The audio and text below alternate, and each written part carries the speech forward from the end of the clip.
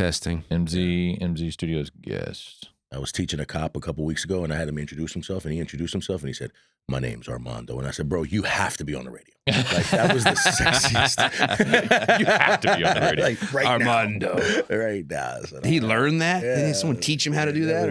It was good. Yeah, it's like being in one of those those sex novels. Exactly. Yeah. Nick knows all about that. He wrote some novels of that nature.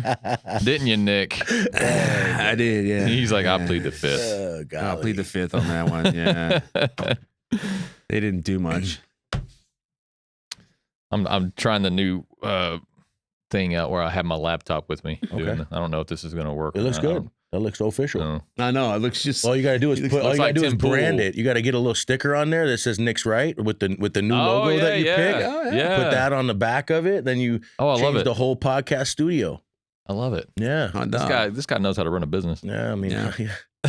Nick does not know how to run a business. No. He's learning. Okay. I have never had any interest in it, man. Why would I learn something that I have no interest in? everything And I know he there's a does dozen requires reasons it to be why. a business. I get it. Until I started my business, I had no interest either, and now I have interest. Really? Yeah, I'm sure once you put personal stakes in it, it gets pretty interesting. Yeah.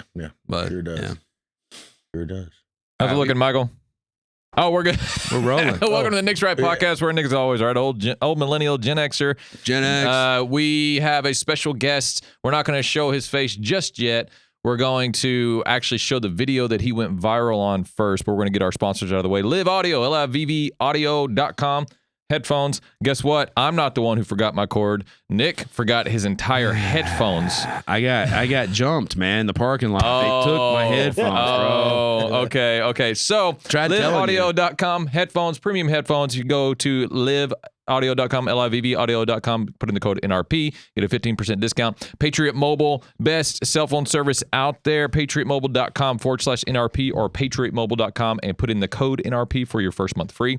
And we're going to go ahead and pray and get into this podcast. Hopefully, you guys are going to be as astonished as I am. So, Lord Jesus, thank you. Thank you for everything you've done for us. Thank you for the ability to be here. Thank you for the ability to be on camera, to express our opinions, and to be able to talk to awesome and cool people. I pray that in everything that we do and say, that we will bring you all honor, glory, power, and praise. In Jesus' name, amen. Amen.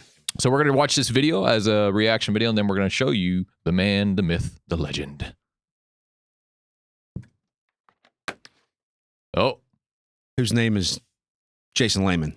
Yeah, well, I was going to introduce him after the video, Nick. Oh, okay. Because how about when you just say stop the man, talking? the myth, the legend, it's got Stop an introductory. Talking, stop talking. All right. And if you get to the key before me, I'm going to let you drive my police car around the block. Okay. That's how confident I am in the fact that I'm going to beat you, okay? But you can't move your hand until I move my hand. Okay. Okay, do you have any questions? No question.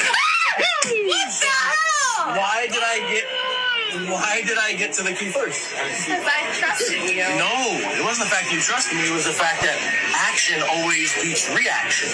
So that's why police officers have to make moves first. Because if the person that they're encountering makes a move first, then there's a big problem. So police officers would typically like to point a gun at somebody that they think is a threat, instead of them having to move their love handle out of the way and drop their safety and then pull a gun out and be behind the 8-ball. That was a perfect example and explanation of why cops have to draw their you-know-what, so they're protected whenever they're out in the field. This is what we call prevention of crime. Perfect. And the guy who explained it, and he did it with the whole action and analogy, and her response was typical liberal. Because I trusted you. Like, are you kidding me?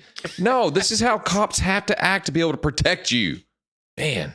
Okay, all right. Simple logic. Simple logic. The Yeah. man, the myth, the legend, Jason Lehman is how I like to say it. Jason, say hello. Hello. Hello. Hello, governors. So, Jason, you're a cop. You served in what state? I worked in Long Beach, California. California. Okay, so Yeah, you're a Cali guy. I retired in January of 2022. 22. How long were you on the force? About 17 years. 17 years. So Very cool. Yeah. And this is something You got that's some new. stories. Like you like when it comes to teaching action versus reaction. This is kind of a like your after retirement. No. thing. So I started a nonprofit organization called Why'd You Stop Me in 2011. Mm. And in 2011, I realized that a lot of community members just don't have an understanding of what police officers have to encounter. Right. And if they do have the understanding, they didn't retain the information they were told. Yeah. Right. Yeah. And so now their idea is something different than what a police officer would hope they would know. And now, these two differing mindsets come together, and we see a lot of the stuff that we see on social media today. Yeah. Yeah. Well, they all, because the negative, I've noticed that the negative stuff always goes more viral than anything positive. Like that, I love that video went 4.2 million views. That's lit. Because that's a positive thing that's being taught here. 100%. And it's more of an educational thing, because even when I saw it, I'm like, oh, that makes a lot of sense. Like the house of logic has entered the building. Yeah, the action reaction video is educational because it's so fundamental. It's so simple. It's just a simple way of demonstrating action versus reaction. But it does bring up the question in my mind as a police officer. Is there a line that you draw between when to act versus react and when not to act versus react? And how do you know where that line is? Because it seems pretty tenuous. Sure. Like it's sure. Tenuous line. Yeah. I don't think you can draw an objective line, because if you drew an objective line, that would be based off of facts, but everyone sees facts differently. So now it becomes subjective. And so now we're getting and so you sit there and you look at this and you're like, okay, well, what is the proverbial line in the sand? And that's what is referred to as the line in the sand, right? So where are you going to draw the line in the sand? And so when we talk to police officers, right now, policing is, over the last 20 years, is morphing from a force that was a position of, I'm going to ask you, I'm going to tell you, and I'm going to make you, to a position of, I'm going to ask you, I'm going to set context, I'm going to love you, and then I'm going to make you. Ooh, interesting. And that's the best way to police. Do you think that formula is the ideal way to police? And I've heard you guys talk about the Bible a lot. Yeah. That's where this is where it's said. So is this something that's being implemented in the police force now? Like this is how they're doing it? Yeah, we call it set context. So ask, you set context, and then you have to utilize the minimal force necessary to affect the arrest or overcome resistance. And you can still do that while pointing a gun at somebody, while showing that action and reaction differences. Right. But it's the actual decision that we make.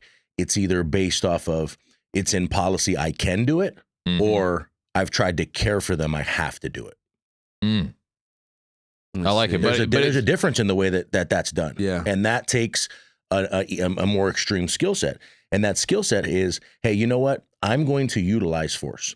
At some point, it's going to happen. Hopefully not with this person. If I'm prepared for it, then I know that when it does come, it's going to come. Yeah. Because a lot of the times we hear people argue about necessary force. If it's necessary, the term says it has to happen. Yeah. Yeah. It sort of defines itself. So why ask? That's right. And so you have this necessary force moment. Yeah. But when somebody is cussing at me, if I get my feelings hurt and I see opposition and not opportunity to de-escalate, guess what happens? Force becomes necessary a lot faster. Yeah. Because I got my feelings hurt, and I get my feelings hurt easier when I don't care for you. At that point, and I'll never look at the person and say I don't love you. Or I'll never look at the person and say, I'm trying to love you. I just say, hey, man, I'm here for you. Yeah. Because people know intent has a smell. Ooh. And people know, right? Yeah. How it is that they're going to come across. Sure. And so when I'm looking at somebody that has this smell of intent, I have to sit there and say, is that who they are, or is that the uniform they're wearing right now? Because I know what that uniform looks like. That uniform looks like the day I was in Vegas on my 21st birthday at 2 a.m., stumbling outside of the nightclub, drunk, which I shouldn't have been, trying to find my friends, trying not to make a bad decision with the wrong person at the wrong time. And then the cops show up and I'm like, F you, right? Mm-hmm. Yeah, I've been there. Well, because I've been there and I can literally put myself in that person's shoes, then I can utilize empathy and humility. Okay. And now I can make effective decisions. But it doesn't mean I'm jeopardizing safety. Yeah. It just means the public doesn't get to see the fight as fast. Yeah. Okay. And what's the public saying? Yeah. Fight. Yeah, they want to see the fight. Yeah. Right? Yeah, and then from the outside, you completely divide. One side says cops should be able to use force all the time. These guys just don't listen. They're untrained. That's one side, right? Other side says, hey, this person hasn't been trained, and if they have, they haven't gotten it. They decided that because they were raped by their uncle 6 years ago, or they fought for our country and watched 7 of their people die in front of them, that they were going to turn to a drug called methamphetamine, and now they're high on meth and they're cussing the cop out. So the cop should probably give a little bit more grace as long as it's safe. Right. Because once it's necessary, then it's necessary. Then the bets are off. Yeah. Right. Have you And that seen necessary video? line is the line in the sand. The line in the sand. That's where right. where you get there and say, what is that line in the sand? And these two sides are seeing necessary differently. Yeah. Yeah. Have you seen that video of that guy? It was actually, what do you call this? Body cam footage. And it was a guy that was trying not to have to kill somebody. Like he was trying not to have to shoot a guy, and the guy just kept coming at him with a knife, and he was, I'm sure, doped up. But the entire video, it felt like it was 5 to 7 minutes long. And it was him, it was the cop begging the guy to get down, begging, because I don't want to do this. I don't want to do this. And he had his gun pointed at him the whole time because he had to have his gun pointed at him. But the guy just kept charging. Do you remember seeing that video? So unfortunately, I've been working in the law enforcement space for like 21 years now. And I've seen that video over and over and over again. Not that specific video, but you see those times where a police officer, and a lot of the times what you don't realize is even after the police officer has to use that force, they're like, oh my gosh. Oh, it's like, devastating. Why? Right. And so, you know, I've been in a deadly force situation myself, and it's an intense situation for you to sit there and be like, oh, he's not breathing anymore. Like, man, this I can't imagine the trauma that is tied to that. Yeah. Like, just as a cop, like you had to do that. You tried your best to de-escalate it, but yet it kept escalating, and then you had to pull the trigger. Yeah, 100%. And so you sit there and you look at those things and you're like, okay, well, what is it that we can do to help others understand? Because if we help others understand, then they'll have our back and they'll be on our side. Yeah. And that's really what the company was based around, because in 2011, there was threats that I was going to be, me and my team were going to be ambushed and killed in a park in Long Beach, because I worked on a gang enforcement team in Long Beach, and some things had happened. And so I walk into a classroom, and when I walk into this classroom, this scenario, a version of this scenario, which has morphed, was created. It was created in that classroom with a group of kids who were 16 and 17 years old. One of them who I had arrested for a gun in his waistband 2 years prior. Oh, wow. When he was 15. 15. And he's on his first date with his first girlfriend, and he's carrying a gun. And when I say that, immediately our brains, without very much perspective, make him a bad guy. Sure. That's just what our brains kind of, gun in his waistband, right? But if I tell you the circumstances, then it might change. But why we don't look for the circumstances, right? When I first start my trainings, I offer people a something to purchase, and I don't want to give away the secrets, but I offer them something to purchase, and it looks cheap, and they don't want to buy it. Yeah. And then I show them a different perspective with a different angle, and they realize they lost. And it was because they didn't look for the perspective, because they globalized one group. Yeah. And when you globalize one group, it's hard to win. It's really hard to win. You win with half every time. When you globalize the group, you win with half. Oh, yeah. Every time. Yeah. Every time you win with half. But it's hard to win the other half, because the other half goes there against me. Yeah.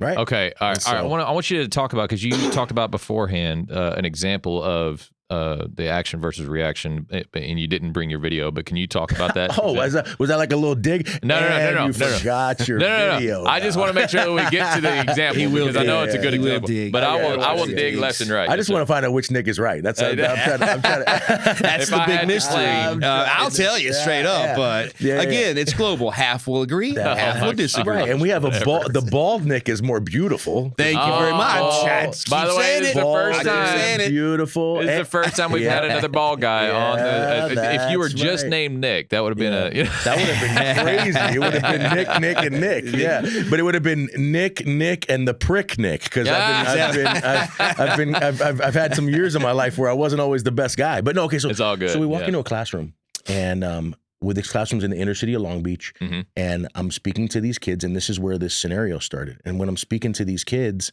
it's that same interaction with that 17-year-old. And the interaction started with me listening to a bunch of questions that I didn't like listening to. Like, you ever met somebody and they said something, or you watch something on the news and it's so dumb to you that you actually turn your head, and not only do you think that person's dumb, but you immediately make a person you've never met Yeah. Their mom dumb as well. Like, More and more you're lately. dumb. More and more. Yes. You're dumb. Your mom's dumb. Right? Yeah. And so spend 2 minutes on TikTok. Right? It'll happen a dozen times. 100%. Right? And whereas you guys don't get to hang out with as many liberals as I do. Right? I'm not a liberal. I'm in the middle dude. But when it comes to this, I've met liberals that don't fall in that category. Now, that's good. It doesn't make. No, we have to. I will say that. We've met liberals that don't fall into that category. It's just an overall. There's just different angles, right? But it's an overall universal. And that universal is what makes this podcast go boom, because half the people watch it. If you guys didn't say that, you'd be fighting both sides. Yeah. Right. So this is how you gain followers. Right? It's not a big deal, but your beliefs, your honest beliefs, and the way that you articulate them is what gains a group of followership. Yeah. Right. It does. But if you said, hey, some of the times liberals do it, then you'd have people go, oh, I can't watch them because they didn't say all the time. Yeah. Right. No, you're right. For every hater, there's a lover. And that's you just right. And so you got to create that.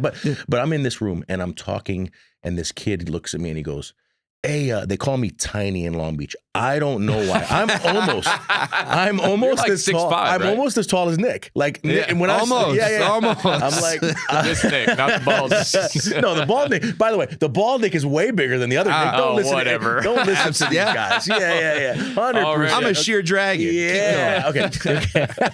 So I'm sitting there, and this kid says, "How come you can't just shoot the gun out of their hand?" Oh, that's a dumb question. It is until you realize what I realized. So at that point, for the first time in 5 or 6 years, I didn't have your response, which was weird. And I believe that God gave me the ability not to have the microaggression that I used to have, which is what actually keeps me safe when I'm trying to unite people. So I sat there, he asked me the question. I had no microaggression. I didn't turn my head. I didn't think his mom was dumb. None of that. First time. Like, this is weird. Like 6 years of being a cop or whatever. Like, first time I'm sitting there like this, I can just actually have this conversation. Now, in my head, I was still thinking he was dumb, but it never came out. Right. Like it never, ever came out. Yeah. And so I looked at him and I said something that I had never asked anybody. I said, you probably don't know the answer. And you know what he said? Yeah, Tiny, that's why I'm asking you. And I was like, damn, like this is how we get to the next level. This is how we get beyond talking about dumb people is figuring out why we think they're dumb. Yeah. Like, it's just it's education. But it's crazy. But you have to be open to it, and you have to get past these indicators of rage. And one of the indicators of rage is this idea that somebody's dumb, right? Yeah. It creates an indicator of rage. So once I say dumb, it's like, okay, we're not going to talk anymore. Yeah. Now I just leave, and now I just sit on my one side, and I say, all those people are dumb. So I beat that. Okay. Took me a long time, right? And so then I bring them up, and I'm like, hey, come here. And I mean, this desk that we're sitting at in this space is, I don't know, 7 feet, 8 feet long, right? Sure. And in a closer distance than that, I took a dry erase marker, an eraser.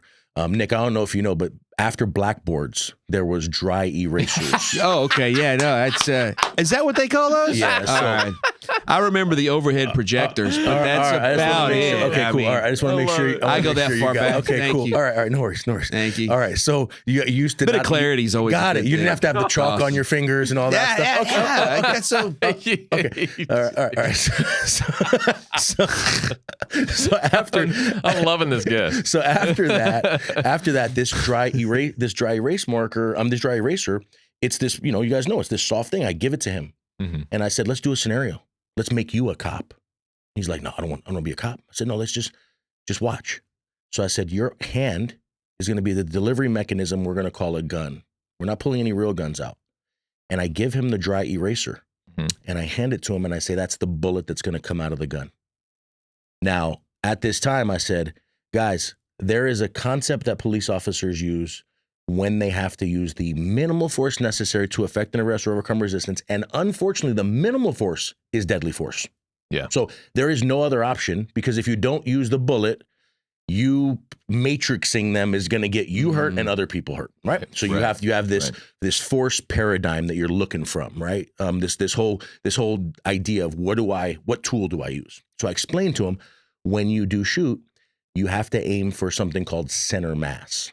Now, center mass is the middle of your sternum, which allows a bullet to go right, left, up, or down by 8 to 10 inches and still land inside of the person that you were trying to put the bullet inside of to stop the threat. Right. So large target, basically. What's that? It's a larger target, basically. It's like going to the range, right? You shoot in the middle of paper, right? Right. And unfortunate situations. But I give him this and I said, now I want you to use this bullet and knock the gun out of my hand. And he's like, all right. So he stands 4 or 5 feet away and I said, ready, go. And I just move my hands like this, like I'm running.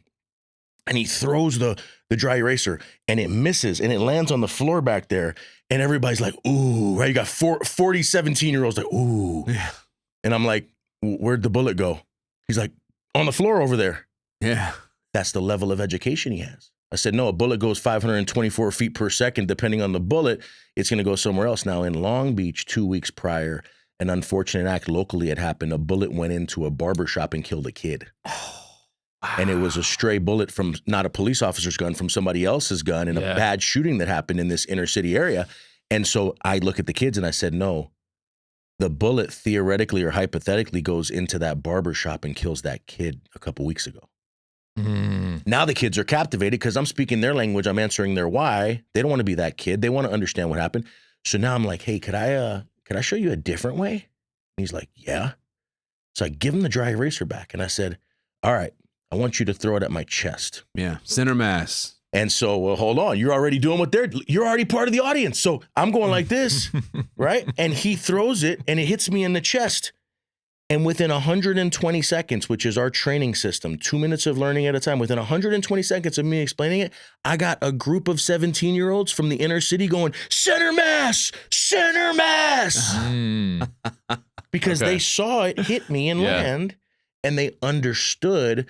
Police officers and community members a lot of the time say, hey, a police officer shot to kill the person. Police officers don't say that. Not in any state, not anywhere in America, maybe other countries. Right. Police officers shoot to stop a threat. Yeah. Right. And sometimes because that threat has to be stopped, sometimes because of blood loss, that person dies. Right. Right. Right. Unfortunate. And, right. Because people don't die from getting shot unless it's blood loss or unless it's a 1-inch hat brim area or a 1-inch area of the heart. Other than that, it's blood loss. Mm-hmm. Those are the only 2 immediate areas where you die. And so you sit there and you look at those things. These kids understood that because I took the time out of my day to see beyond what I thought about that dude's mom. Mm-hmm. Yeah. I didn't think his mom was smart. That was the old Jason Lehman. I was like, I'm not going to give that kid the time of day. But because I'm in here and I'm going through what I was going through in my life, and I walk into this classroom, I get to have this conversation with this kid. And now what do? Now, instead of me talking crap about 40 people because I think they think differently than me, now all 40 of them have my back in the streets. Yeah. You directed their thought. Dude. Now I gave him a direction. Now I created a group. A group separate from the half that liked me. Wow. Yeah. That's incredible. Because half are going to back me up no matter what. As long as I talk poorly about the other half are going to back me up. Yeah, and it comes down to, it's so simple. It comes down to you listening, not assuming, and then explaining. That's all it comes. It's human communication. We call it, deep, we like to use the word psychology. It's human psychology. Sure. And psychology has a lot to do with it. But really, it's just communication. 100%. You were there to communicate with them, and that's what you did. And I wasn't there to communicate with him in any way other than I was there for the purpose of making him right. Yeah. How interesting is that? As not proving him wrong, making him right. Making him right. Oh, I like that. As long as I was trying to make him right, then I would care for him. Because that's what we do at home. Oh, wow. We try to make people right. If we can't make them right, we'll still use force. If we can't make them right, we'll still break off the relationship. If we can't make them right, we'll still punish our kids, whatever it might be. But if we're trying to make them right, then we're not making them wrong. And if we're not making them wrong, the only person making them wrong is themselves. And therefore, we recognize that we are responsible not for the events that are created, but for the response to the stimuli that the events create. And so if I can own that response and I can work on getting 2% better every day by seeing opportunity instead of opposition, now I've had a positive response to an event to build a positive outcome. Because the event's only 10% of what happens. The outcome is 90%. How we respond to the outcome is 90%. Yeah. Not the outcome. How we respond to the stimuli. That's 90%. And a lot of times we're just like, oh, they said this, I don't like them. They do this, I don't like them. They do this, their mom's dumb. And that's how I was raised. That's how I was brought up. And then I recognized, wow, these are some interesting things. And I actually changed my ways on February 14th of 2009 when I was suspended and almost got into even more trouble than that. I was almost fired. I got into some really bad incident as a police officer where I was very unjust in what I did. I misused my power. And my deputy chief had a meeting with me that day because I was going to go in. Police officers have a lot of protections, and I think they should. Yeah. I think they should. They make split-second decisions, and they should be protected to an extent. The egregious stuff, nobody at this table can protect. You do some really dumb policing. Sure. That's right. Like if you're Derek Chauvin, you can't just sit on top of George Floyd for 9 minutes and 29 seconds. No matter whether he was going to die or not, whatever. Right. Whether he's already in the middle of an overdose. You just can't do that. Yeah. And when it comes to George Floyd being in the middle of an overdose, I don't know if you guys ever thought of this. I'm an expert on that case, but he took a lethal dose of fentanyl. You guys know that, right? Yeah. We're aware. Yeah. Do you know how many times before that he took a lethal dose of fentanyl? Oh, wow. No idea. Every time. Oh, so he was always high on there's no unlethal dose of fentanyl.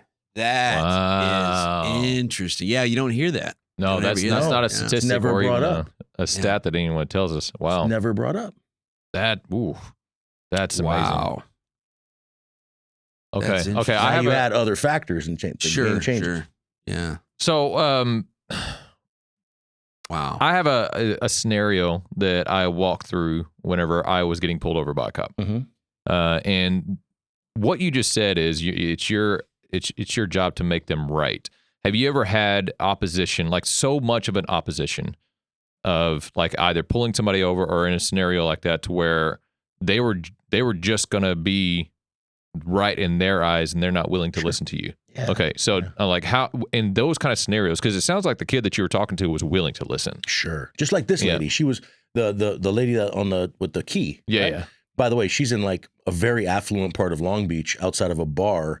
And she was very confused, and I did that, and it was a quick fix. Yeah. The person we're gonna talk about right now, they're not doing that. Okay. Right. So let's talk about that person that's not gonna. Hey, come up here. Let's throw a dry erase marker. Nah, I'm not doing it. Right. That's this person. Sure, this person. I'm not doing this scenario. Right. Like this is not going down. So a good example is I pull somebody over and they say something to the extent of what the F you stopped me for. Right. Right. And so which is where the nonprofit's name is. Why'd you stop me? Yeah. Right. So this is how we kind of got this going. And to date, we've trained 250,000 community members inside of jails, prisons, parole, probation. We have trainings everywhere. We've been doing it since 2012 as a nonprofit. So when I encounter that person that says, what the F you stopped me for? I have to use a 3-step system before I act on their stupidity. Oh. So it's the communication thing. Yeah, it's this thing we call basic communication, which I don't know. I mean, you guys seen people do some real dumb things. Sure. Oh, right. You guys talk about it every single week. So. Yeah, there's some dumb things, right? But we sit there and we look at that and I say, okay, what the F you stopped me for? Now, I have to recognize I actually forced somebody to stop and I don't know how they were raised. So if they were raised that their dad was killed by a cop, are they going to react differently to a cop? If they were raised that their dad was put in handcuffs in the backseat of a police car 25 years ago, and a police officer was driving down to the booking, and the dad says, F you, cop, you're a punk. And the cop got his feelings hurt by a person in their Vegas moment in crisis, and the cop sees an imaginary cat run across the middle of the road, and the cop slams his brakes on, which has been titled and deemed by law enforcement back then in very small, rare instances as a brake check. Now that cop does that brake check. Now this person hits their face against a metal crate, and guess what they do? They shut their mouth. Now that cop gets that tactical win. We call it a tactical win, right? Yeah. But the strategy's off. Because now what does that dude, that dad, what does he say to his son? Hey, next time the cops stop you, don't ever let them get the upper hand. Yeah. They're never going to give you a voice. Yeah. They're always going to be aggressive. It's always going to be a problem. Because where we watch a lot of the stuff that our algorithm gives us, the other side, for lack of better terms, is watching stuff their algorithm gives them. Right. And if I gave you their phone, it would be people that look like us doing the wrong things. Sure. right? Saying the wrong things, doing the wrong things. Or a clip to make it look that way. Yeah. Yeah, on both sides. On both right? sides, On both yeah. sides. A clip to make it look that way, right? On both sides. And so we sit there and we think to ourselves, okay, now I know what I could be up against. I could be up against some things where a police officer has maybe wronged somebody. So if I'm going to try and make them right, what could I say under that situation? Hey, man, what the F you stopped me for? If I'm really, really going top notch, this is not in policy, guys, by the way. Cops in policy do things very well, very often. Yeah. This is above and beyond. Let's say you want to go above and beyond. Sure. Right? And that takes not a duty, that takes a desire, right? It takes a desire. So let's say I desire, I could look at this guy and go, oh, you must have had a bad contact with the police. Somebody must have done this wrong. Now what does that person do? I don't know, but is there a better chance that they're going to turn and start acting right? Exactly. There's probably somewhere between a 10 and 90% chance, right? That they may actually stop and be like, to it. oh, yeah. Oh, wow. But what do? I normally say, hey, man, I'm going to explain why I stopped you in a second. Give me your license and registration. Well, am I part of the problem or part of the solution? Well, I'm definitely part of the solution if I've been trained as a traditional cop, because your job is to listen. Well, I don't know if you guys know, but when you first start a job, you don't know what your job is. No, it's... And when people get pulled over, sometimes that's the first time they're starting that job of having to pull over. And a cop's job is to tell them how to be safe in that situation. So when it comes to somebody that we think, like, let's put them in that boat of never listen. They're never going to listen. Our job is to try and listen to them while being safe. And if we can't listen to them while being safe, then our job is to make it safe. Yeah. Right? And that's kind of the concept is, hey, F you, and they get out of the car and they clench their fists. Well, now I have to set some context. Hey, man, this is a dangerous situation. I just want you to know, if you continue on this path, there's a chance we're going to use force and you're going to get hurt. Which in California is a law now. Yeah. Right? Yeah. And that law was created by a primarily liberal way of thinking, which is, hey, go slow because people are slower. Yeah. I'm sorry. I don't mean sure. And I mean, I've watched your shows and stuff, and I can see how that would be pretty comical. But when I explain it this way, if I use force on that person, does the community that has a chance of hurting me, whatever side you want to guess that is, the community has a chance of hurting me, do they see me as better or worse when I hurt that person? Worse. They see me as worse. Absolutely. So if my goal is for them not to want to hurt me, do I want them to see me as better or worse with that person?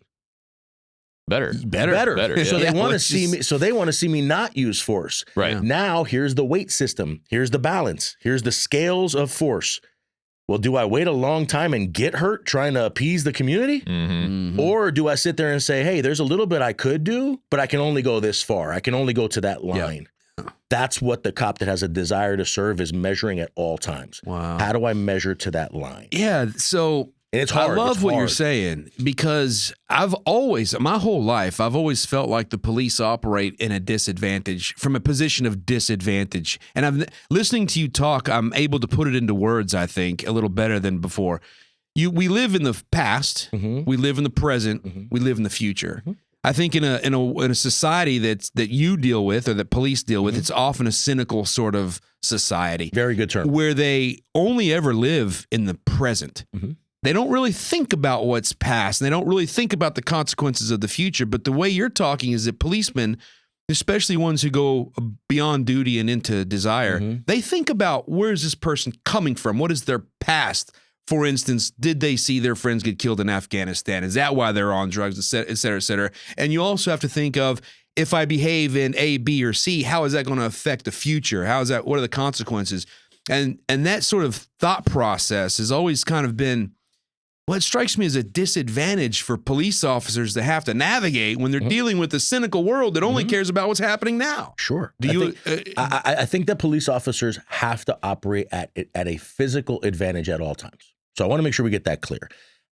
Police officers have to operate on a downhill platform. They can't operate completely.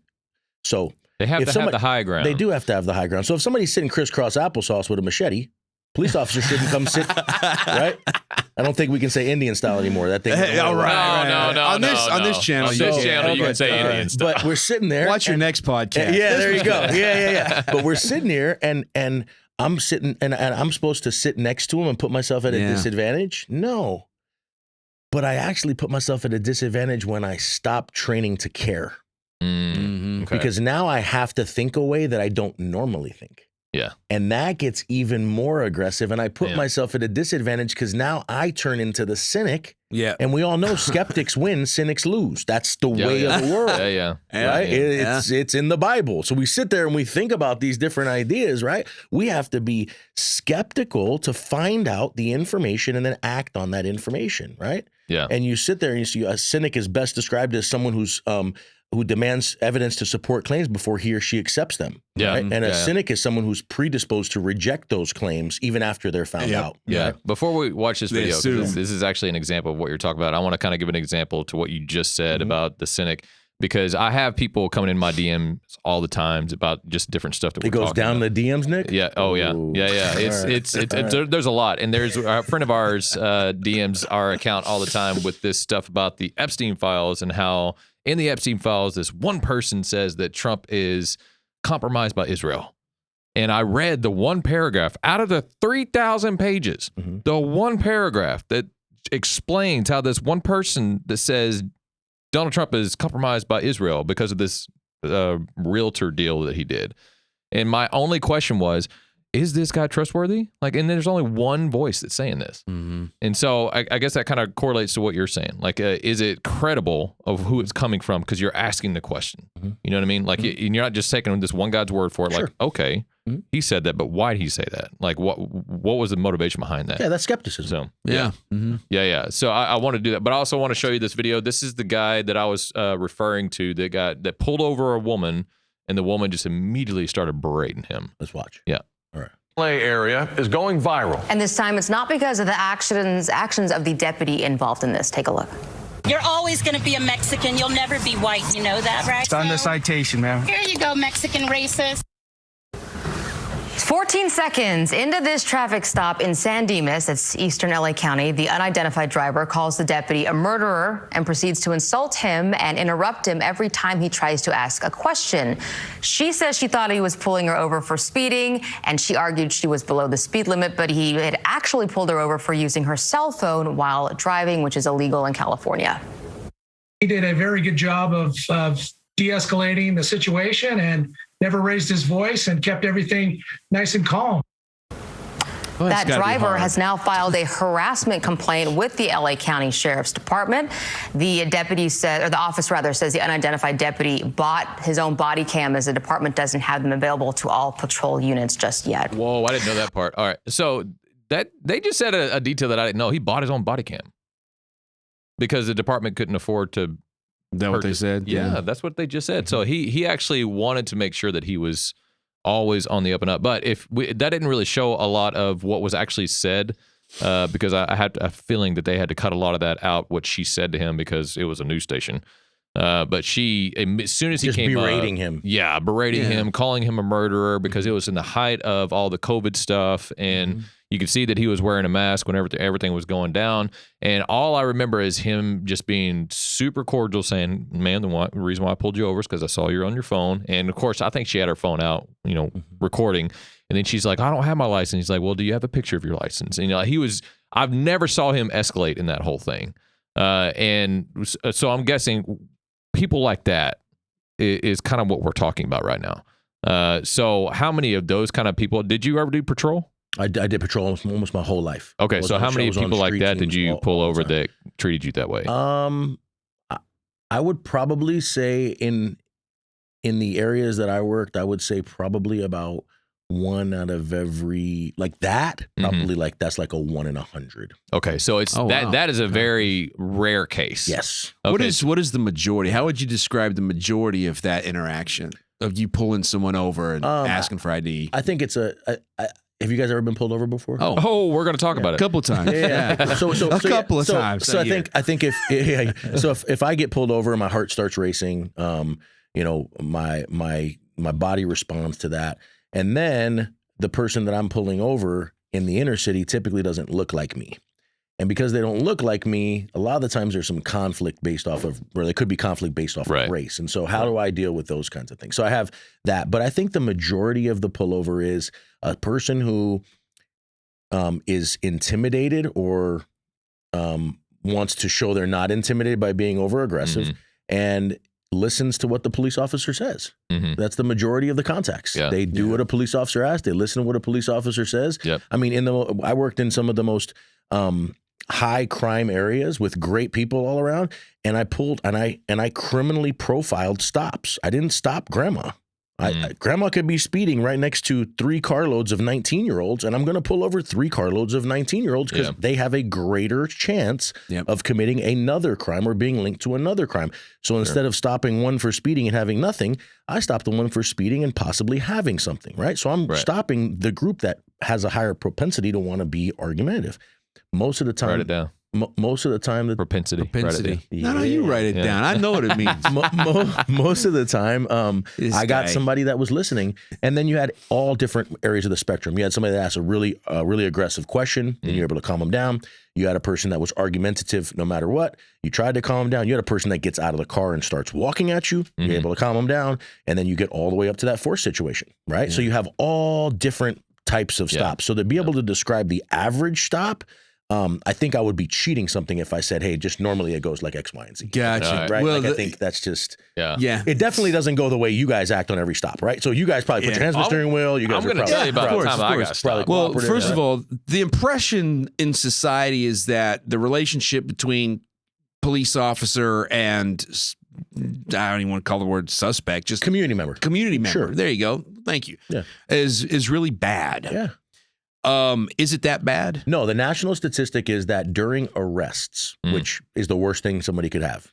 Sure. During arrests across the country, police use of force occurs in 2.6% of all arrests. 2.6. That's an extremely low number. Otherwise, the person just kind of goes, all right, they did the Macarena, and they get clicked. Or there may be a non-reportable use of force. Like I might have to push the person up against the car and then put their hand behind their back. That's not a reportable use of force. A reportable use of force would be something that would be considered based off of the policies in the states, something to the extent of I have to take them to the ground or beyond. Gotcha. Right. Got it. Okay. Taser. Yeah, for sure. Taser. Yeah, taser falls in there. Taser, baton, canine, all that. That's the 2.6%. But then, the majority of people you arrest, like, all right, I see this person with all these tools on and they have friends. I'm going to be okay, right? Another kind of thought is that if the person has their brain alters on drugs or alcohol, that they're every time going to be dangerous, and that's not true either. You arrest plenty of people that are happy potheads drunks are like potheads, or you arrest people that are on PCP and they're speaking to an imaginary person, and you're arresting them. So you're arresting Jimmy, but Jimmy's next to John, and Jimmy's like, take John to jail. Right? Hey, John needs to go to jail. So you have now you have to sit there. You have to figure out what you're going to do now because you got Jimmy and John. You can't make 2 arrests. You just want to make arrest 1. Yeah. I got it. You have to get in. You got 1 pair of cuffs. Right? I mean, we could talk about a lot of stories. I got to ask a question pertaining to that one thing, and it correlates to the one time that I got pulled over. And did you have John with you? No. Okay. But I want to ask this question thinking maybe the cop thought that. I don't know. But here's what happened. I'm driving home from, I used to lead worship in church, but I used to lead worship for a college ministry. So I led the music. And I was on the way home. This is a late Wednesday night because they had youth and then college, and then I'll go home. So it was late. And it was a small town, Bullard, Texas. Real small, rural area. They had construction going on the main highway, which means it was 55, not 65. So I was speeding. They pulled me over for speeding. I have my Bible and my guitar in the front seat, and I have an old 1998 Toyota Tacoma. Easy to break into. It's been broken into before. My iPod was stolen out of it. Yes, old school iPod. You probably don't even know what that is. So what are you talking about, man? I bought the very first iPod that ever got created. Oh, I'm so proud of you. It rolled it right off the assembly line. I took it. I'm sure you did. So I got pulled over. He was asking for my license and insurance. All good. I hand it to him. But as he's about to walk, he turns back and asks me a question. Do you have any... let's see if I can get it right. Guns, knives, or narcotics in your vehicle. Do you have any guns, knives, or narcotics in your vehicle? And I was like, not that I know of, which was the wrong answer. Real bad one. Yeah. So that starts an investigation. Yeah, exactly. He stutters, comes back, and he's like, you're trying to tell me that you don't know if there's any guns, knives, or narcotics in your vehicle. And I'm like, well, the car's been broken into before. It's easy to break into with the back window sliding open. My iPod's been sold up. Worse. Yeah. And then your own alibi. Yeah. I just look at him and I'm like, do you want to search it? And he's like, yeah. I was like, all right. So I get out. Yeah. And right before this happened, and this is, you can't make this stuff up. I had lost my pocket knife, bought a new one, found the old one. So I have 2 pocket knives on me, and they're both big. I like carrying big pocket knives. So I'm at his car while he's searching. His buddy whips around in the Suburban, comes over, looks at me. He's like, hey, is that the only pocket knife you have? I was like, no, I've got this one too. And I'll whip them both out. That was smart too. Yeah. You're doing some really, really cool stuff. Oh, thanks. Yeah. And then he checks them. Why'd you stop me as a training program for people like you? So he checks them. He's like, this one's good. This one's not good. I was like, okay. He's like, can I pat you down? I was like, what is happening right here? Yeah. So he gets me on the other cop's car, hands on the hood, spread eagle, and he's patting me down. And then as soon as that guy gets done, the other cop's walking up to me and with a big grin on his face. He's like, next time just say no. And I was like, you got it. And so, I mean, nothing happened, you know, just say no. Just Imagine say that. no. But I wanted to say that because you were just saying that the whole, you know, sometimes they arrest somebody with an imaginary friend. This guy was not white. He was Hispanic. Like, this cop was Hispanic. The other cop was white. I'm white. I don't think I was profiled at all. I think I was just speeding, and then I just answered a question wrong. Yeah. So I think I'm a prime example that, you know what? You just have to know how to answer the questions. What not to do. What not to do. And sometimes if you don't answer the questions, they have probable cause Nick's wrong. to investigate. He was wrong. Right? No, Nick's right.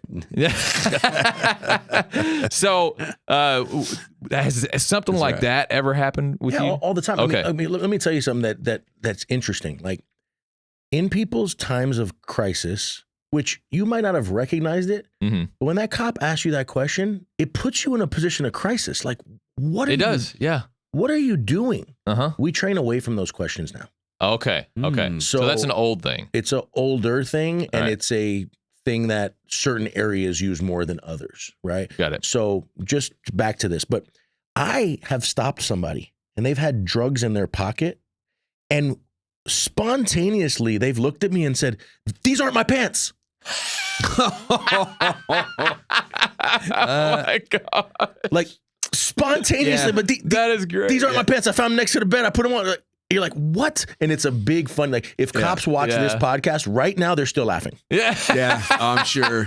They're falling out of their seat because that it's a different culture now. That doesn't happen too often. But when you sit there and you encounter that question, that question makes the person think you are trying to hide something. Right. And now because you are trying to hide something, now it gets going to, okay, what do I do next to find out what this person's trying to hide? Because I signed up I signed up to serve people that are truthful and to serve liars. I serve them both, right? Oh, and so if I'm gonna serve a liar, then I have to make sure that this liar doesn't have the possession of those, or if he does, that I take him off the street so he can't continue to act in that possession, so that hopefully he can make a change. So when he comes back out, he can not make those decisions again, right? Because that's what a good cop's thinking about. Is a good cop's thinking about, how do I help this person that's making bad decisions, right? Yeah. Because technically you got pulled over for being a criminal.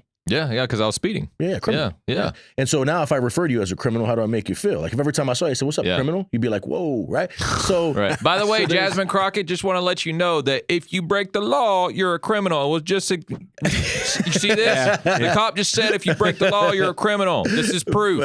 But it doesn't make you feel good, right? So, makes me feel good to say that to Jasmine Crockett. I got you. But I hear you. But we sit there and we look at these things and we say, okay, well, what is it that we can deal with? And now we, as law enforcement on our side, have to continuously try and make you right. Okay. And if we keep trying to make you right, hey, is it cool if I search the car? Yeah. Oh, okay, cool. He's let me search the car. That's awesome. Let me find out that there's nothing in there and make him right. But if I do find something, I'm going to make him wrong, right? Because that's an objective find. And now we're going to go, hey, is that you only have one pocket knife? I'm trying to make you right. You're like, no, I have two. Okay, now you pull the two pockets knives out. I'm like, okay, let me make him right that he's not going to try and stab me, right, with these two pocket knives, right? Because two pocket knives come out and it's like, whoa, because that's... And they're big. They were big. Yeah, it's dangerous, right? Terminator. So that cop now is like, whoa, what's going on? Yeah. And in California, different than Texas, in California, the possession of a knife that is inside of your pocket that is not hanging from a clip is a felony. In California? In California. Dang. Wow. And so you sit there and you look at these different things, right? That is a concealed deadly weapon in California. Sure. Yeah. Guns in California, because of laws that I don't agree with, you cannot very easily conceal a weapon or get a concealed carry permit. Whereas in Texas, your weapon is mounted on the back of your car, like the back window of your car, right? All right, cool, let's go. And you have a gun. And that's why I think crimes are a little different in Texas, right? Right. But you think about all those things and you put all those factors into play. Had you been stopped in California, it might have been different. It might have been a different situation. Gosh, right? I didn't even think about you sit that, there and you look at that. in the good old boy club. And when it comes with profiling, I don't think you being white or Hispanic has to do with profiling. Okay. I think profiling has to do with age, number of people, clothing, type of vehicle. I don't consider profiling race. Okay. That's good. I like that. I like that a lot. There is racial profiling. It does happen, but it's also against the law. Yeah. It's a crime for a cop. But there is a type of profiling that cops use that is right. Yes. Yeah. Like pulling over the car full of 19-year-olds as opposed to the grandmother. Probably see smoke coming out of the window. That's right. Yeah. Whatever it is, whatever those things you see are, you're like, okay, they're in Long Beach, California, and they're all wearing Cleveland Indians hats. Well, Toto, we're not in Cleveland, and that's a representation of the team that the biggest gang in the city of Long Beach wears, the Insane Crips, the Cleveland Indians. Oh, is that true? I didn't know that. Yeah. So now you sit there and you look at that and you're like, oh, okay. So when a cop pulls the person over and mom gets on the camera afterwards and said, my baby's done nothing wrong. It's like, no, there was something there was something going on here. All the signs are there. That's what led us to that position. Now, I understand that when moms do say that, I think if I was dad, I would probably, in the situation, I may say something out of just sheer frustration to that extent too, but it's not correct. Yeah. Okay. I want to give you it's kind of a scenario. Whenever I lived in Oklahoma City, I was what they called a preferred customer because I got like 3 speeding tickets in the span of 2 months. Okay. And then true criminal. Yeah, dude. You, Jasmine. Yeah, dude. I would call in to pay my fine. Y'all should share a cell. I don't even know who that is. You guys are showing Jasmine. Jasmine. I'm sorry. Jasmine. Yeah. So I was trying to put you in the same boat of somebody that would really piss you off. I just wanted to see if you could make me right. I wanted to see if you make Jason right. Jason's right podcast. If I would have caught on to it, I probably would have bought. But I was a preferred customer, and I found this out because I called in to pay a fine because they would always write my tickets for like excessive speed or just 10 over to where it wouldn't go on my record, and I would just pay the minimal fine. So I called in to pay a fine because I got a lot of speeding tickets. And she's like, oh, Nicholas Rice, you're a preferred customer. I'm like, what does that mean? I'm a preferred customer in Oklahoma City. You shop there a lot. Yes, which means I got so many tickets that they had something in their system to where if they pulled me over, they would just write it for 10 over or less just to give me the minimal fine. Yeah. What year is this? This is 2003, 2004. Okay. Yeah, it was back in the day. But I mean, I was a preferred customer because I got so many speeding tickets. But I will say this, with the experience that I had with so many cops getting pulled over. Okay. One cop, any of this good looking? Not near that good looking, man. All right. Yeah. So, one cop pulled me over, and it was one of those like switching interstates to like from a bypass, from one interstate to a bypass to another interstate. A lot of interstate infrastructure in Oklahoma City. And I was switching, and there was a kind of a speed trap where it was like going from 70 down to like 60, back up to 70. And I was just cruising because you can just cruise 70 all the way through. Well, he pulled me over, and instead of servicing me, Oklahoma's cold, he says, can you get out of the vehicle? And I was like, oh, here we go again. And so I get out of the vehicle, and he asked me to sit in the front seat. And that's when he wrote me my ticket. Like, no harm, no foul. Wow. I just sat in the front seat. I saw all the gadgets and gizmos of his cop car, and he just wrote it, got me to sign it, gave it to me, and I walked back to my car. I've never had that experience with another cop other than that cop. Wild, man. And I think that was a state trooper. I would say that everyone does things a little different. Yeah. But I would say that there's not a training system with the state troopers in Oklahoma that says bring somebody inside of the safest area you could possibly have so that they could possibly. He didn't search you. No. He just say, come on. He's like, come on. Yeah. So that's what we call in law enforcement laziness. Oh, okay. I thought I was just special. Yeah. No, that's no, he was lazy. Other experiences I've had with cops. That's usually doing stuff that's not the smartest. Probably the greatest guy in the world, but that moment, he was nice. Yeah. That moment, I'm not okay with that. Okay. And as a police supervisor, I was a supervisor at the end of my career. I wouldn't be okay. That's not safe for them, probably. Mm-hmm. Well, let me give you some other scenarios. One other scenario is I was jamming out in my car. I'm a worship leader, so I like to crank the music and just I call it screaming on key. Okay. And I was in the parking lot of my apartment in Tyler, Texas. And of course, apartments have, I guess they give discounts to cops to, be the security of the apartment complex. In Texas, yes. Yeah, in Texas. Mm-hmm. So he was there. I didn't know that he had a lot of complaints on him, but evidently he did. I found this out after my experience with him. He opens my door, asks me to get out, and just starts to berate me because my music was too loud. And I mean, obviously, and I wasn't the bold person then that I am now. Like, if I was the person I am now, probably would have talked back to him like, "Hey, bro, you okay?" Like, he would have gone viral. Yeah. Oh, yeah. Extremely viral. Yeah. So I had that, and he didn't do anything. He didn't write me a ticket or anything. He just berated me. So that's one experience. What I'm guessing that's not the mentality of cops. Yeah, I'm gonna go with okay. So let me just give you this real fast. 1 in 12 doctors suck at their job. Okay. Yeah. 1 in 12 janitors. 1 in 12 podcast hosts. Sure. Yeah. Right. So people suck at their jobs. Cops are no different. Yeah. So 1 in 12 cops suck at their jobs. Now, that is not a suck all the time. That's a point in time you suck. So at that moment, that decision is called a 1 in 12 moment. Yeah. I don't know if he just pulled a dead baby out of a dumpster or if he's just broken up with his wife or picked up body parts along the side of the road. Yeah. That doesn't excuse the fact that as a professional, you got to separate one from the other. Right. Right. You have to detach from your emotions. Right. Mm-hmm. And I partner with this company called Echelon Front, and they talk about this detachment from emotions. Right. That's where I got that's where I got this intent has a smell thing. I got it from those guys. Intent has a smell. Right. So I don't know what his situation was, but it's, again, not okay. Yeah. Okay. Yeah. So last scenario, I got pulled over by a cop in Tyler, Texas, and we were doing a scavenger hunt with the college group that I was a part of. And he pulled me over, and I used to wear a bracelet. I can't remember on which hand, but it said, "I love Jesus." It was like a big black rubber bracelet that says, "I heart Jesus." And I had extras of those in my backpack that I would just give away. And he pulled me over, and he didn't go to my window because it was a highway, and so he didn't want to be on that side, so he came into the other side and rolled it down. And immediately, he just started having a conversation with him. "Hey, man, pulled you over for this? You know why?" I was like, "Yeah, dude, I'm on the scavenger hunt, and I'm late, and I was speeding. Absolutely, I'm sorry." He's like, yeah, no problem. I'm just going to give you a warning. And then he saw my bracelet. "Dude, I love that bracelet." I was like, "All right, you want one?" And I gave him one. He's like, "You know what? I'll give you a warning." And so, but that's actually been the more majority. Police laziness right there. No. He was like super. Should have gave you the ticket. Yeah. We had conversations. Nick, you're hired. About you're going to travel around. Yeah. We're going to teach people some stuff. That was it right there. Yeah. I liked it. I think I would have given him a bracelet too, though. Well, here's the thing. To be honest, smelled the intent is what I'm saying. Yeah. Well, here's the thing about police discretion. A lot of people don't realize it is on a traffic stop. A police officer's discretion is not limited very much. So they have a discretion as to what to do. They do.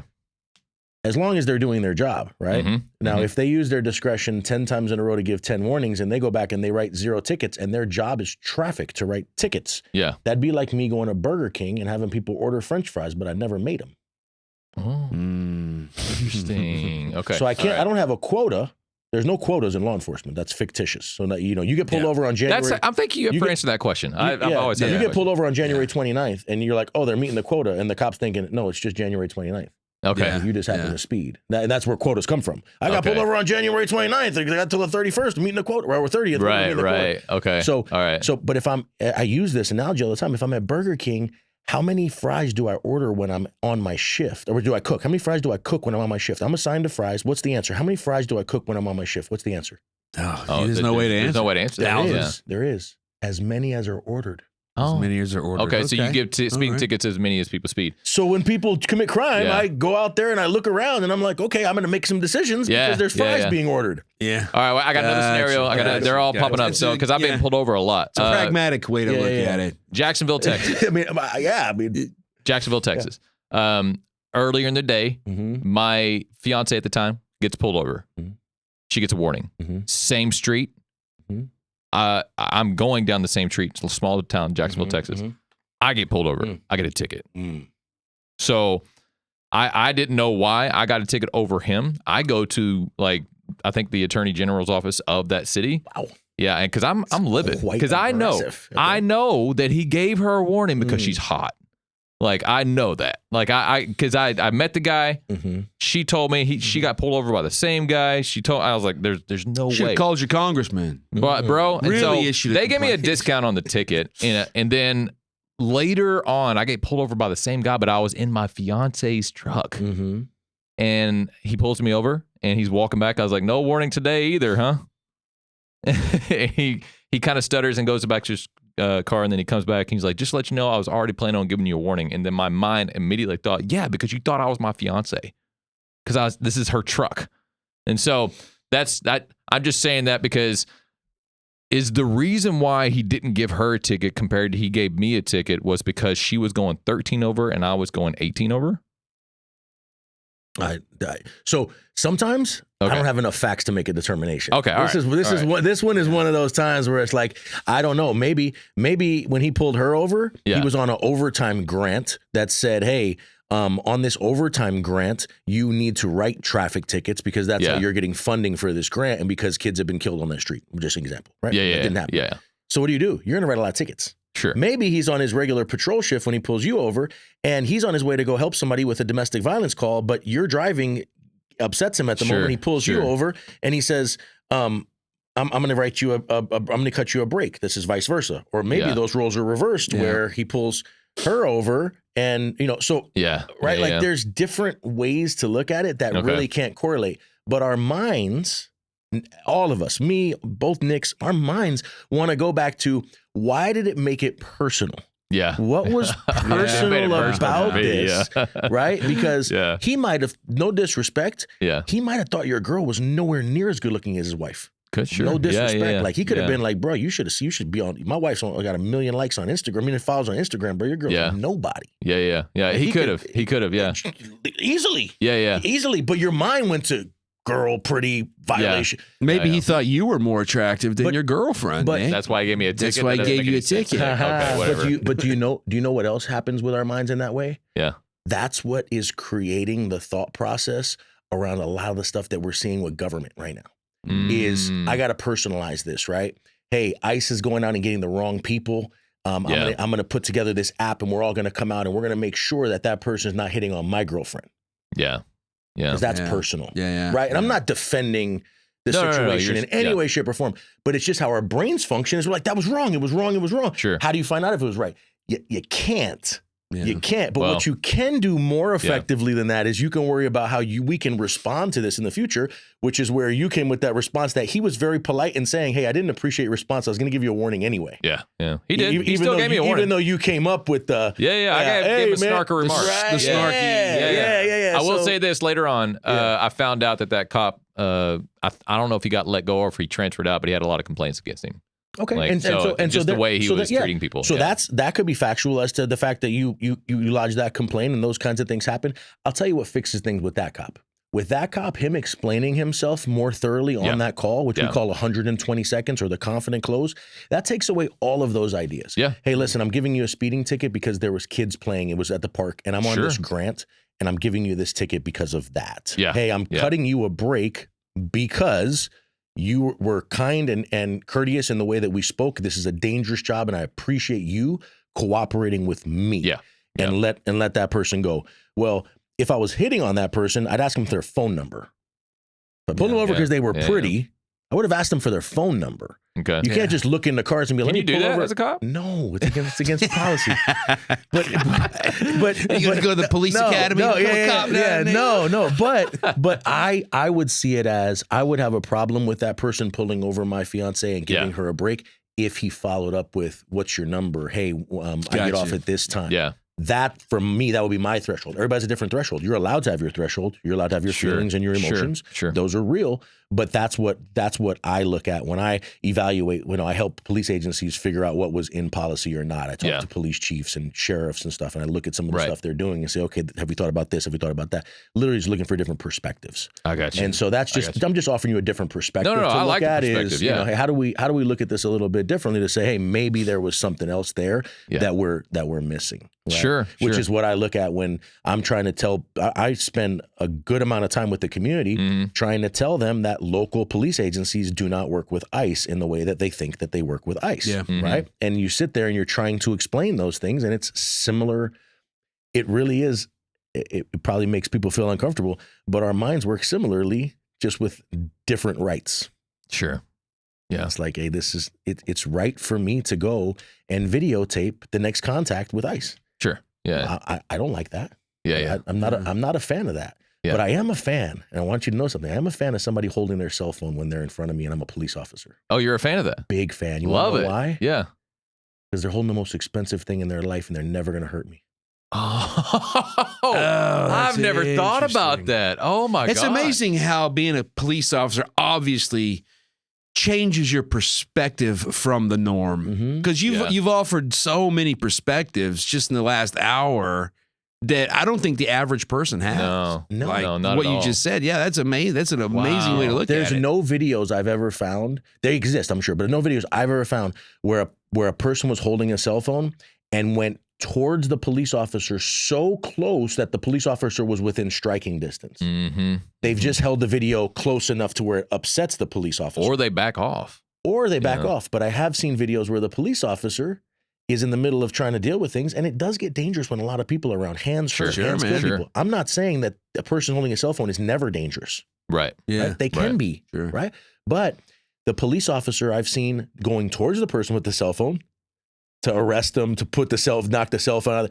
That kind of stuff happens. But if we stay away from the person with the cell phone and let them record, all they're doing is giving us a different angle. I look better from this angle anyway. Look at that jawline. Right? I'll walk up to somebody. I have a great story I tell on stages as a keynote speaker. And I say, hey, a lady was cussing me out the other side of a fence. And I told all the guys, hey, guys, let's get out of here. That's dangerous.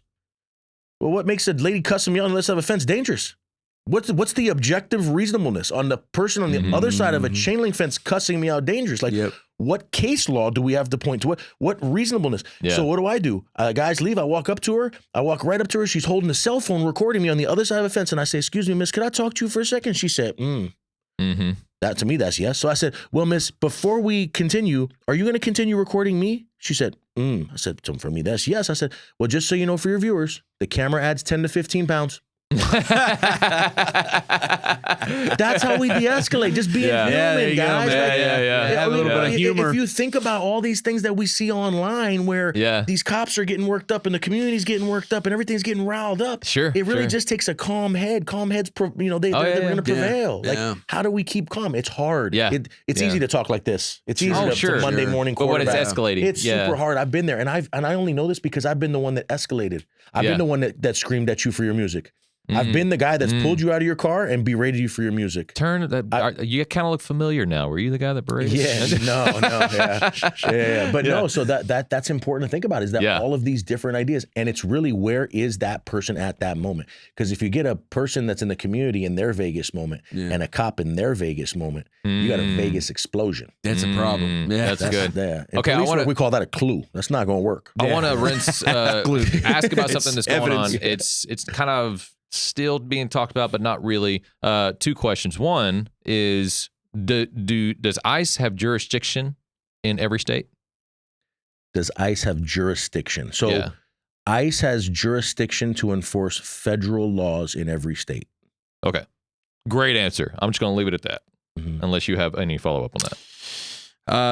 No, I mean, federal is as big as you get in terms of local, state, county, all that. So I only ask this because there's conflict in those ideas. So there is conflict despite their federal umbrella. Yeah. Well, I just had a viewer that's commented saying, "Oh no, ICE doesn't have jurisdiction." They don't have jurisdiction in some things, and that's the part that's hard. I don't know the answer to what they have jurisdiction and what they don't have jurisdiction on, but I do know that ICE does not have ultimate jurisdiction everywhere over everything. That's they have but they're federal law enforcement. So if you look at the boundaries. hierarchy, you've got the state law enforcement and the federal law enforcement. Yeah. So I mean that to me, I even did like just a simple search, and it says yes, they have jurisdiction in these places, basically where the president sends them, because of where they need to go to enforce whatever they need to enforce because they're federal law enforcement. It's like sending the FBI to a different state because there was a murder that happened across state lines. I'm going to say something that's completely off key, but I think it's going to help you and your viewers out. Okay. When local government officials decided that they were going to pass legislation that when a wanted bad guy committed a felony crime and was arrested, when the local government agencies decided that they weren't going to participate with letting ICE know that the bad guy, just the bad guy, was in the jail, that changed a lot. And now ICE said, well, now the concept, from one side is now ICE said, you know what? We're going to go get everybody. Yeah. Conceptually. Because now you have state and federal Fighting. operating by different standards. They're just feuding. And so now we're sitting there and we're looking at that. And I understand the local governments did that because they wanted people to feel safer. They wanted people to want to call the police. They wanted to do that. But now we're in this situation where I worked in an area that's predominantly, there were many areas, small pockets that were predominantly Hispanic. And there's people inside of homes getting raped right now. Yeah. Yeah. By people who aren't supposed to be here. Yeah. No. Or just just regularly. Okay. But they're not calling the police. Yeah. Yeah. Because the people that are getting raped, they broke the law and they came over here illegally, but they don't deserve to get raped. Yeah. No, I agree with that. And so now we're sitting here and we're looking at all this and we're like, wow, how did we get to how did we get here? And I think that when it comes down to it, I think that my belief on ICE is definitely not aligned with your belief in totality. But when it comes to ICE, if somebody is here illegally, there is a law that says you can't be here anymore. Right. And we're in America where laws have to be upheld. Yeah. Do I agree with all of those laws? No. But is there an action that a professional that's being paid has to act on? Sure. Yes. Does ICE need a lot more training than they have right now? Absolutely. Sure. ICE is a group that is probably trained to half of what a normal law enforcement officer is. The ICE Academy is like 14 weeks. The normal law enforcement officer is 26.5 weeks. The ICE training is a few weeks. The normal law enforcement officer training is 6 months. So you're not going to get the same type of response. You're going to get the guy screaming at you for the music. Yeah. That's a lot of a number of the ICE people are the ones pulling you out screaming at the music. Sure. You know how that made you feel. Oh, yeah. Right? And so you sit there and you look at those things and it's like, well, there's a lot to it when it comes to the laws, federal, state, local. If we could actually figure out a way to get back to working with each other for the person that's wanted for that serious crime, we'll still be able to get a number of people out that had come in here illegally, and it will reduce some of the things that have happened. And I know that's not fully aligned, but that's really my belief. But it's a perspective that we need to hear. Yeah, I think that's the big problem. But the only way to solve that problem from my seat right here. Sure, padded in this nice studio. Air conditioning, with papers. With papers. Is for ideologies to match. And the reason reason they say they want their people to feel safe, when they say they want their people to feel safe, so they're not going to let ICE operate. ICE is saying we're operating to make your people safe. Yeah. So you've got a disconnect between ideologies going on, and until they match up, no, 100%. We're going to have these jagged lines across. Yeah, and then we're doing things that they're cool, but they're not the best ideas. Like tens of millions of dollars on advertising. Or that's cool. But it's not the best idea. Yeah. It doesn't matter. It doesn't matter whether you're conservative and liberal or Republican. That's not the best idea. Here, we wouldn't want to do that. Right. I just had a guy that somebody that I work with, and this person got upset because one person's flight to go train. Right. I own this company. One person's flight to go train was 7 hours long. The other guy's flight was 11 hours long. Well, this guy's like, hey, I don't want to go on the 11-hour flight, and then tells a person that works for me, doesn't work for him, works for me, and says, hey, go ahead and put me on the other guy's flight. Well, right. But it's this idea that ideologies we're not aligned in our mission. Right. And I know it's the smallest little thing. Right. And this guy's a great human being. He's a great leader, a great man. He just works a lot, and time is important. Right. All these things are important. And so I think that when we do align, what I think that we should do is I think that we should recognize that in leadership, when we align on our mission, everything else falls into place. So if we could align on the mission, the ideology, then we can take the team and look at how we can strengthen the team valuing the mission. Then we can strengthen the team member because the team has no member stronger than the team. And then we worry about ourselves. We put ourselves last, like the stuff that you guys preach about, the stuff that you guys talk about, right? So the only thing that puts us first is our wellness, our emotional and physical wellness, so that we can then serve and have that servant leadership approach and bring all of that out to go out there and make that work. So we have to understand mission. It's a mission first servant leadership approach that I just don't think we're aligned on. You know, I think the videos of us arresting people and bringing them to another country and putting it on advertising, I think that's okay. Yeah. But what does that actually do? It makes one side happy. It makes one side scared. I'm not saying don't do it, but I just don't understand. I don't understand. Yeah, that's exactly right. That's what it does. You're still going. Like, I just... It creates separation. It's us saying you're wrong and then going, no, you're wrong. 100%. It's kind of a division. I'm not saying I don't know the answer on do it or don't do it. I want to make sure everybody knows that. The hardest part of my life is to be in the middle. Oh, yeah. It sounds like you're a little in the middle. I do want to ask you a question since we're talking about ICE, because we could disagree on this. Was the taking life of Renee Good lawfully justified? I don't know enough about it. Okay, but you know what I'm talking about. Okay, all right. You don't know? Okay, I like that answer. We disagree on that. I think he was very lawfully we disagree with it based on what we know. It definitely doesn't. It's not a good look. I'll say this. No one likes to see a life lost when it comes to Renee Good or Alex Preddy, but we do understand that she did try to hit him with her car. And so, like, we do know the facts that I think she might have tried to nudge him a little. But well, that's the thing. If you see a car coming at you, I mean, and he's already pulled his gun, so we're talking about action versus reaction. Yeah. Do you want my opinion, or because the way you asked it, it was like, was it lawful or not? I can't give you that. Oh, that's a great point. What's your opinion? I can give you my opinion on it, right? Sure. So my opinion on it is that when we look at force, force now is different than force before. Force now is what were the circumstances now that created the situation for force? Sure. In local law enforcement agencies, we don't look at that anymore in most states. I don't know how the federal government does this. Okay. In the states, we now look at what created the exigency, putting the person in the situation to have that near-death experience. In order for us to look at it from that lens, from a California law enforcement officer standpoint, police officers, they don't stand in front of the A-pillar of a vehicle that's being operated. If you stand in front of the A-pillar of a vehicle, no disrespect, but in California, you're the dumbass that put yourself in front of the car. Okay. What's the reason? What was the training? What was the reason? How many people do you actually need in front of that car with this one chick who's outside her brain? Right. Right. Her thoughts to me were just very, very odd. Yeah. Right? Yeah. Why do you need somebody in front of the car? What was the purpose? So can you, if you guys answer that, you're not going to stop it. You answer that question. There is no purpose. Just give me the answer. If you give me the answer, then Nick, you can be right. Until then, I got to make you right. Give me the answer as to why he was standing there.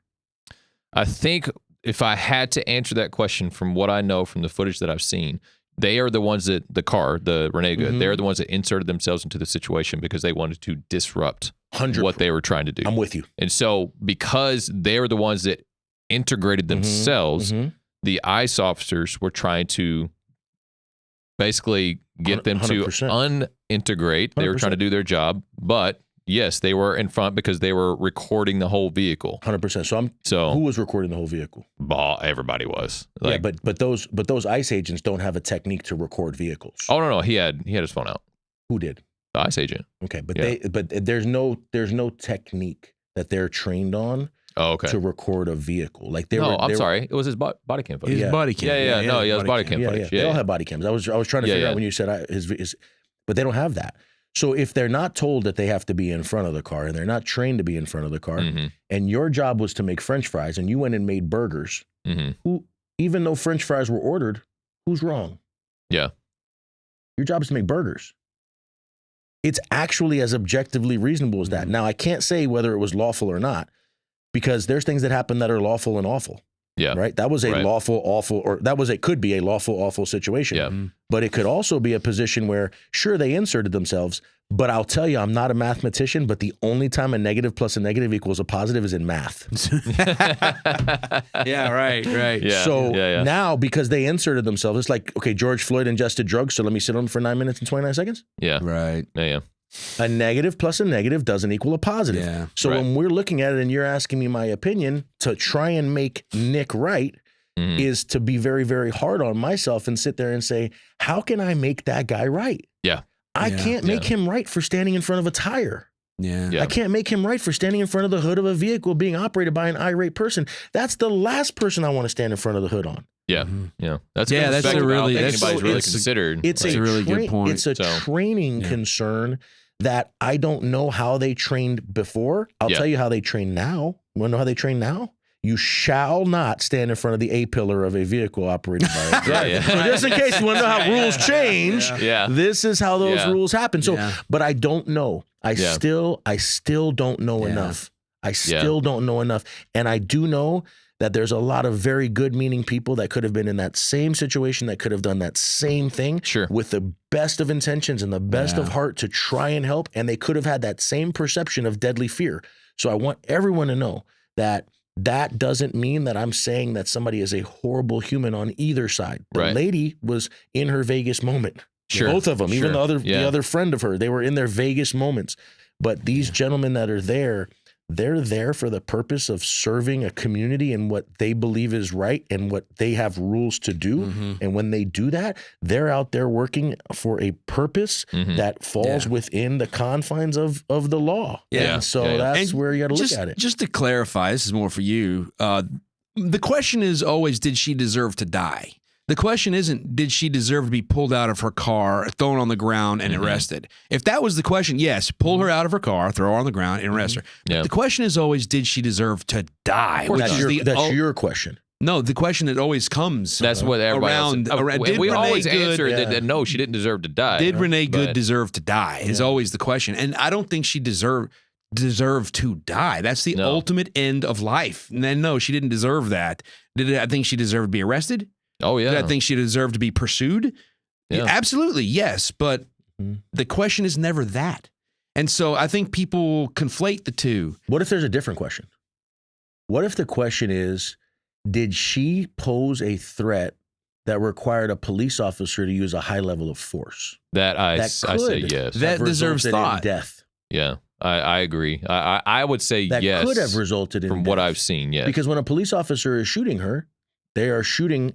By the way, one of the last things that police officers locally are looking to do is to shoot the vehicle. No, to shoot inside of the vehicle operate as a vehicle person operating a vehicle. It's one of the Police Executive Research Forum's big pushes. And you can look it up. PERF has said there's 8 things that can't wait. 8 can't wait. One of those 8 things that had to be changed in law enforcement from the executives of law enforcement and local levels was a consideration not to shoot at the operator of a moving vehicle.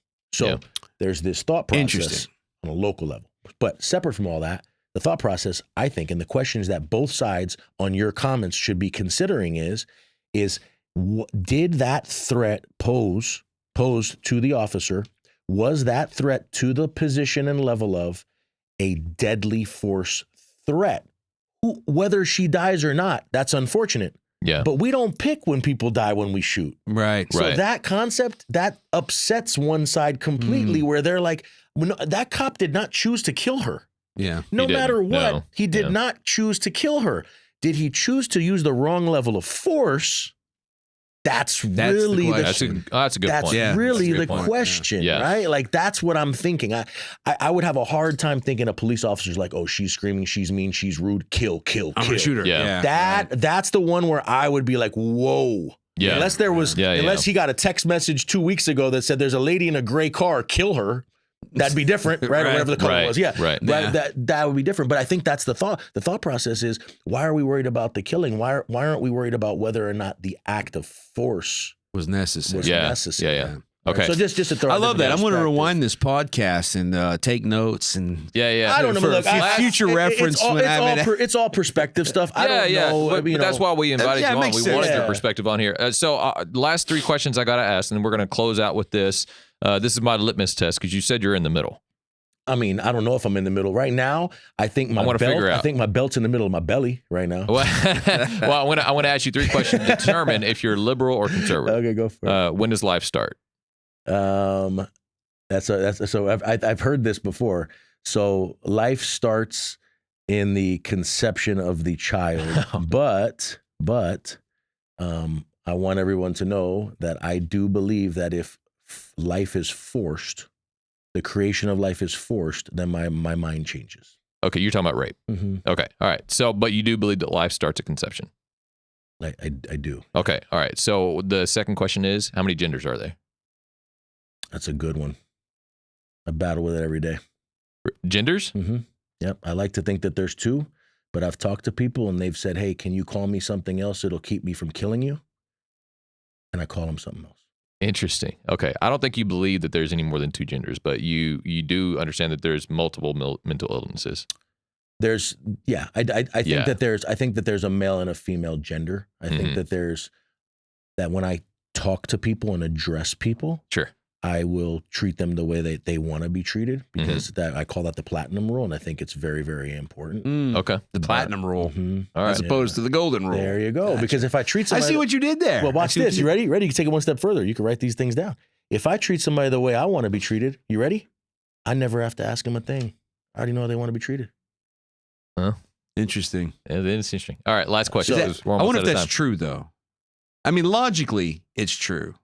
I mean, I've probably been in conflict more than you guys. I'm going to take a guess. That's true. That's true. I'm going to take a guess. All right? Yes. We've been in a lot of conflict, but let's skip the good conflict. On the bad conflict, I've been to internal affairs 42 times. Oh, wow. That could be a whole podcast on its own. 42 complaints against me, Jason Lehman. Wow. So I've been in conflict a lot. So I think that me treating somebody the way they want to be treated by seeking to understand them is the right thing to do. Well, it also falls under. Is about. So I just want to make sure I can stand on my I love it, man. Because of your job, you're saying that you would treat them the way they want to be, or call what they want to be called, because you were inside your job. Just like whenever I'm Uber driving, I don't sit there and just speak out my beliefs and my convictions, because I don't know if they're going to get offended or report me. Sure. And so I can understand where you're coming from. It's not inside my job. No. It's 24/7. 24/7. Okay. Okay. The last question. What is a woman? What is a woman? Mm-hmm. A person who was born with female genitalia. Yeah. All right. So you, I would say he walks a fine line. No, I would say you lean right. You're in the middle, but you lean right. That's what I say. My right love handle leans on my gun. Didn't you watch the video? Okay. Hold on. I got a favor to ask of you. Yeah, man. Of course. But hold on. Just so you guys know, man. Yeah. This is something that right now, sitting in this seat, I don't want to stop. I've been on probably 38 podcasts. Yeah. And this has been really different and really cool. Yeah. Usually I'm talking about like my tragic moments in my career. But you guys, this has been quite thanks, man. Thanks. I wish we could go all day. No, we definitely could. I'm having fun. So yesterday, when you were, you have a favor. What's that? This is a favor you have asked. This is a favor, okay. yes. When you were invited on the podcast, my first exposure to you was the video. Okay. Jason Lehman's reaction. Sure. And so the other day I was talking to Nick. I was like, hey, man, you need to get me something on Jason Lehman so I can know a little bit about you before you come on the podcast and we can have a conversation. And so he sent me this, little text and said Jason Lehman on there. And I was like, okay, cool. I'll check it out tonight. I'm hanging out with my cousin yesterday, and as people so often do, they talk about the channels that they watch and the podcasts that they enjoy. And he goes, hey, man, you know who Jason Lehman is? And I was like, man, I know that name. And then I got home and I was like, I'll be darned. Yeah, Jason Lehman. He's my guest. Yeah. So if you don't mind, man. Wait, how did your cousin know me? Tell me. Can you without going too personal? We were just, I didn't get into details. We were just talking about different.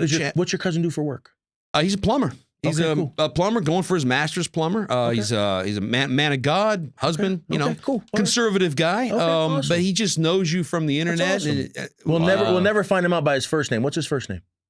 His name is Michael. All right, Michael. If you don't mind, I like Mike. Yeah. Could you say hello to my cousin Michael? Absolutely. Are you already recording? Yeah. All right. I don't know. Is this thing on? You gotta see. I've had this happen where I've left. I've actually left something I've recorded, and they're like, "Hey, can you record it again?" I'm like, "No, I'm gone." I'm out. Yeah. So this is for my cousin Michael. Okay. Could you, Jason Lehman, say hello? Michael, listen to me for a second. Your cousin Nick is beautiful. He is an amazing human being, and I want to say thank you so much for knowing who I am and for bringing that up. Thank you for following. Thank you for supporting. And remember something, Michael, share it with your friends and family. In life, we either get better or we get worse. The commitment I'm going to make to you is I'm going to try to do everything possible to get 2% better in many aspects of my life. really quickly, those aspects are going to revolve around 10 F's, and I can share them with you. Hit me up in the DM on my social media. I'll send you the 10 F's, but it's about food, faith, fitness, finance, family, fulfillment, friends, funds. There's so many different things that we can work on, Michael. You keep up the good work. Thank you for knowing who I am, man. Hopefully one day I get to meet you in person. God bless you, Michael. Take care, man. Fantastic. Thank you, Jason. There you go, man. This guy's done this before. All right, let's close it out. I know Michael over there, not that Michael, but the Michael that's putting up with us. Thank you, Michael. I appreciate you. Oh, man. Michael back in that room back there. By the way, 2 Michaels. Yeah. Most people can't see this guy. This is a good looking dude. This is a stud dude too. This is like a podcast. There's some good looking dudes. You know what I'm saying? Hey, when you find the right equation to make a good podcast, when we found Michael, we were like, we just hit the jackpot. Yeah, jackpot. He collects a lot of trinkets. He's a trinket collector. And he has to insure them because they're worth money. Wow. There's so much to this. All right. So, Lord Jesus, thank you for the time. Thank you for the ability to come on. Thank you for Jason and the perspective that he brings. And I ask that you would just make this video and this podcast and this episode go viral in Jesus' name. Amen. Amen. Amen. So, by the way, Patriot Mobile, Live Audio. Thank you, guys. Great stuff.